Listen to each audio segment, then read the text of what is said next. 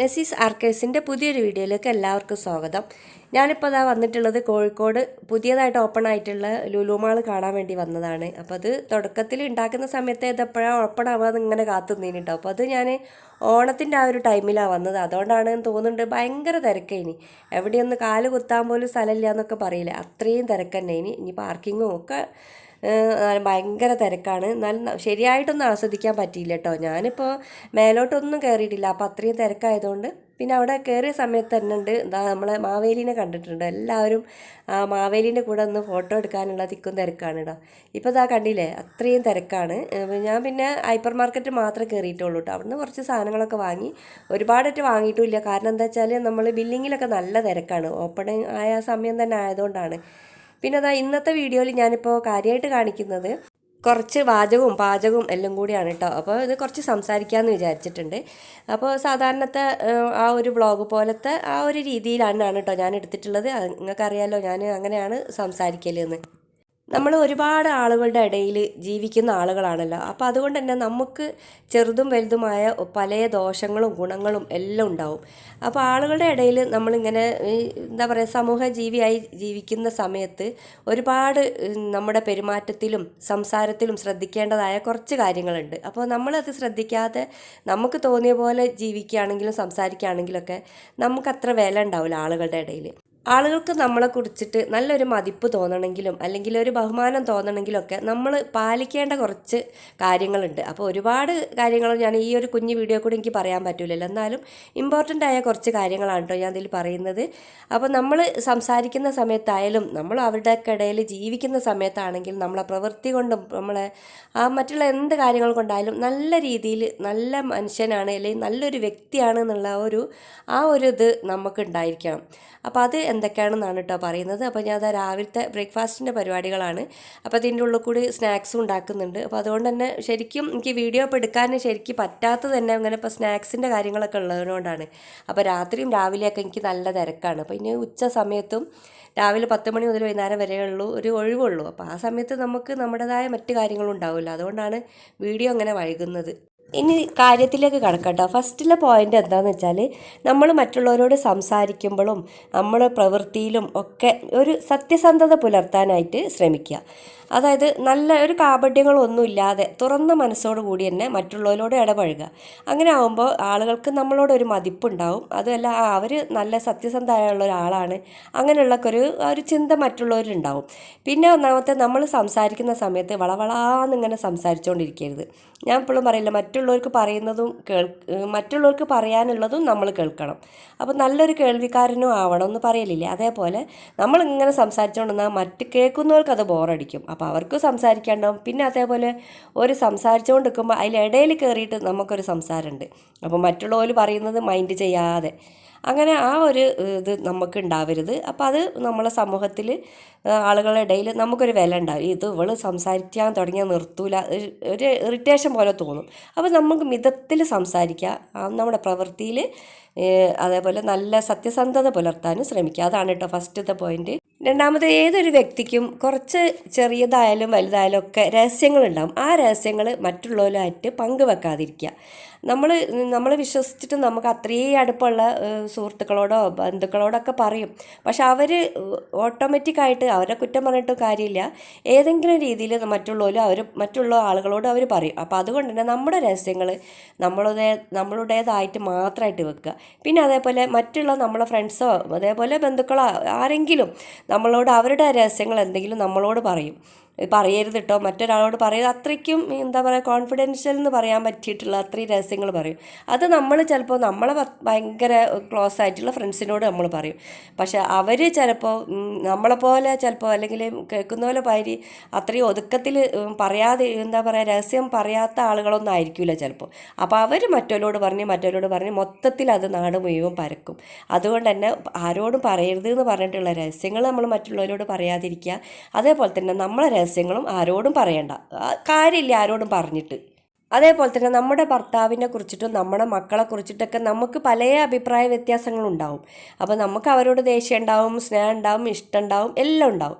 പക്ഷെ അത് നമ്മൾ അവരോടുള്ള ദേഷ്യം എന്താ, ആ ദേഷ്യത്തിൻ്റെ പുറത്ത് അവരുടെ കുറ്റങ്ങളും കുറവുകളും ഇനി ഒന്നും മറ്റുള്ളവരോട് നമ്മൾ പറയാതിരിക്കുക. അത് പറയേണ്ട ഒരു കാര്യമില്ല. കാരണം അവർക്ക് പരിഹരിക്കാൻ പറ്റില്ല നമ്മളെ പ്രശ്നങ്ങൾ. പിന്നെ നമ്മളെ വീട്ടിലെ പ്രശ്നങ്ങൾ എന്തിനാണ് നമ്മൾ മറ്റുള്ളവരോട് പറയുന്നത്? അത് നമ്മൾ ശ്രദ്ധിക്കേണ്ട ഒരു പ്രധാനപ്പെട്ട കാര്യമാണ് കേട്ടോ. അപ്പോൾ ചിലപ്പോൾ നമുക്ക് നമ്മളൊരു മനസ്സമാധാനത്തിന് അല്ലെങ്കിൽ മനസ്സിൻ്റെ ഭാരം കുറയ്ക്കാനൊക്കെ ആയിരിക്കും നമ്മൾ മറ്റുള്ളവരോട് പറയാം. പക്ഷെ അതെപ്പോഴും നമുക്ക് വിപരീതമായിട്ടേ നമ്മളെ ജീവിതത്തിൽ പിന്നീട് അനുഭവപ്പെടുള്ളൂ. പിന്നെ അടുത്തൊരു പ്രധാനപ്പെട്ട ഒരു പോയിൻ്റ് എന്താ വെച്ചാൽ, നമ്മൾ പൊങ്ങച്ചം പറയാതിരിക്കുക. നമ്മളെ ഫ്രണ്ട്സിനോടായാലും നമ്മളെ കുടുംബക്കാരോടായാലും ഏറ്റവും കൂടുതൽ നമ്മൾ ഇടപഴകുന്നത് നമ്മളെ കുടുംബക്കാരോട്, നമ്മളെ അയൽവാസികളോട്, നമ്മളെ ഫ്രണ്ട്സിനോട് അങ്ങനെയല്ലേ. അപ്പോൾ അവരോടൊന്നും നമുക്ക് ഉള്ളത് കൂട്ടി പറയാതിരിക്കുക. ഇനി പറയണ്ട, എന്തിനാ നമുക്ക് അത്ര ഉണ്ട്, നമുക്ക് ഇത്ര ഉണ്ട്, നമ്മളെ കുടുംബത്തിൽ അത്ര ഉണ്ടേനി, നമ്മളെ വാപ്പക്ക് അത്ര ഉണ്ടേനി, നമ്മളെ അമ്മക്ക് ഇത്ര ഉണ്ട്, എന്തിനാ അതൊക്കെ പറയുന്നത്? ഒരു കാര്യമില്ല. നമ്മളിപ്പോൾ എന്താ ഇതിങ്ങനെ പറഞ്ഞു ഒരു പ്രാവശ്യമൊക്കെ പറയും, ഇതിങ്ങനെ നിരന്തരം പറയുമ്പോൾ അത് ശരിക്കും ബോറാണ് കേട്ടോ. മറ്റുള്ളവർക്ക് വെറുപ്പാണ് നമ്മളോട് വരിക. നമ്മളിങ്ങനെ പൊങ്ങച്ചം പറയുന്ന പോലെ ആണെങ്കിൽ അത് കേൾക്കുന്ന ആളുകൾ എന്താ വിചാരിക്കുക വെച്ചാൽ, ഓ ഇവളിപ്പോൾ പറയണത് ഇനി ഉള്ള ആണെങ്കിൽ തന്നെ കുറച്ച് കൂട്ടി പറയുമായിരിക്കും, നമ്മളതൊന്ന് വിശ്വസിക്കേണ്ട, അത് അങ്ങനെ തന്നെയാണ് അവരുടെ സ്വഭാവം എന്നുള്ള ആ ഒരു ആറ്റിറ്റ്യൂഡായിരിക്കും നമ്മളെ കുറിച്ചിട്ട് മറ്റുള്ളവർക്ക്. പിന്നെ നമ്മൾ അതേപോലെ നമ്മൾക്ക് വില കൂടിയ അതേപോലെ ഒരു 4000-നും 5000-നും ഒക്കെ ഡ്രസ്സ് വാങ്ങിയാൽ അതിപ്പോൾ നമ്മൾ മറ്റുള്ളവരോട് പറഞ്ഞിട്ട് കാര്യമില്ലല്ലോ. ഞാൻ ഇപ്പോൾ 5000-ന് വാങ്ങി, 6000-ന് വാങ്ങി, അപ്പോൾ നമ്മൾ എത്ര വില എന്ന് ചോദിക്കുന്ന സമയത്ത് മാത്രം പറഞ്ഞാൽ മതി. അപ്പോൾ അത്രയും വില എന്ന് പറയുമ്പോൾ ചിലപ്പോൾ 1000 ഉറുപ്പ്യക്ക് പോലും ഡ്രസ്സ് വാങ്ങാൻ പറ്റാത്തൊരു സാഹചര്യത്തിൽ നിൽക്കുന്ന ആളുകളായിരിക്കും എതിർവശത്തുണ്ടാകുക. അപ്പോൾ നമുക്ക് 5000-ന് വാങ്ങി, നമ്മൾ 3000-ന് വാങ്ങി, നമുക്ക് അത് വാങ്ങി ഇത് വാങ്ങി ഒക്കെ പറയുമ്പോൾ ആ കേൾക്കുന്ന ആളുകൾക്കൊരു മനസ്താപം ഉണ്ടാവും, മനപ്രയാസം ഉണ്ടാവും. കാരണം നമുക്കിത് വാങ്ങാൻ പറ്റുന്നില്ലല്ലോ. ചിലപ്പോൾ നമുക്ക് സ്ത്രീകളല്ലേ, അല്ല നമുക്കിതൊക്കെ വാങ്ങാൻ ആഗ്രഹമുള്ളവരും ആയിരിക്കും. പക്ഷെ ഇത് കേൾക്കുമ്പോൾ വാങ്ങാൻ പറ്റില്ലല്ലോ എന്നുള്ള ആ ഒരു പ്രയാസം നമുക്ക് മറ്റുള്ളവരിൽ ഉണ്ടാവും. അപ്പോൾ അതുകൊണ്ട് നമുക്കുള്ളതും ഇല്ലൊക്കെ എന്തിനാ മറ്റുള്ളവരോട് പറയുന്നത്? അതിൻ്റെ ആവശ്യമില്ല കേട്ടോ. അടുത്ത പ്രധാന പോയിന്റ്, എല്ലാം പ്രധാനപ്പെട്ട കാര്യങ്ങൾ തന്നെയാണ് കേട്ടോ ഞാൻ പറയുന്നത്. അപ്പോൾ ആരോടും പരിധിയിൽ കൂടുതൽ നമ്മൾ പൈസ ഇങ്ങനെ കടം വാങ്ങാതെക്കുക. ചിലപ്പോൾ ഒരു തരുന്നോലെ തന്നെ ആയിരിക്കും. ആ തരുന്ന ആളോട് ഇങ്ങനെ 1000 ആയാലും 2000 ആയാലും 5000 ആയാലും 6000 ആയാലും ഇങ്ങനെ എപ്പോഴും ചോദിച്ചിട്ട് ഓലെ ബുദ്ധിമുട്ടിക്കരുത്. ചിലപ്പോൾ ഉള്ള ആളുകളായിരിക്കും അതെങ്ങനെ എപ്പോഴും പോയി പൈസ ചോദിച്ച് വാങ്ങി ചിലപ്പോൾ നമ്മളെ അടുപ്പം കൊണ്ടോ അല്ലെ അറിയുന്ന ആളുകളായതുകൊണ്ടായിരിക്കും പെട്ടെന്ന് ഓല് തരിക. ഓലെ മനസ്സിൽ വിചാരിക്കും, ഓലെ കാണുമ്പോൾ തന്നെ വിചാരിക്കും, ഓ ഇതാ പൈസ കടം വാങ്ങാൻ വരുന്നത്, ഓ നസീം അതാ വരുന്ന, ഓളിപ്പോൾ പൈസയൊക്കെ ആയിരിക്കും, അല്ലാത്ത വേറൊരു കാര്യത്തിന് ഓൾ വരലില്ല, അങ്ങനത്തെ ഒരു ചിന്ത ഉണ്ടാവും. പിന്നെ അഥവാ നമുക്ക് ബുദ്ധിമുട്ടുകൊണ്ട് തന്നെ നമ്മൾ കടം വാങ്ങിയെന്ന് വിചാരിച്ചോ, അവരോടൊരു സമയം പറഞ്ഞാൽ ആ സമയത്തിന് കറക്റ്റായിട്ട് നമ്മൾ പൈസ അവർക്ക് തിരിച്ചു കൊടുക്കാനും ശ്രദ്ധിക്കുക. അവർ ആ പൈസ തിരിച്ച് ചോദിക്കാനുള്ളൊരു സാഹചര്യം നമ്മൾ ഒരു കാരണവശാലും ഉണ്ടാക്കരുത്. കാരണം നല്ല ബന്ധങ്ങൾ തെറ്റിക്കുക എപ്പോഴും ഈ ഒരു പൈസ ആയിരിക്കും. കഴിയുന്നതും നമ്മൾ കുടുംബക്കാരായിട്ടുള്ള ഈ പണമിടപാടുകൾ സൂക്ഷിച്ച് കൈകാര്യം ചെയ്യുക. എപ്പോഴും കുടുംബ ബന്ധങ്ങൾ തകർക്കാൻ ഈ ഒരു പൈസ കാരണം ആവലുണ്ട്. അപ്പോൾ ഒരുപാട് അനുഭവങ്ങൾ അങ്ങനെ കേട്ട് പരിചയമുണ്ട് കേട്ടോ. അതുകൊണ്ടാണ് ഇത് പറയാൻ കാരണം. അടുത്തത്, നമ്മൾ മറ്റുള്ളവരോട് സംസാരിക്കുന്ന സമയത്ത് ഈ ഡബിൾ മീനിങ്ങോട് കൂടി സംസാരിക്കാതിരിക്കുക. ഡബിൾ മീനിങ് മീൻസ് ആവശ്യമില്ലാത്ത സംസാരങ്ങൾ.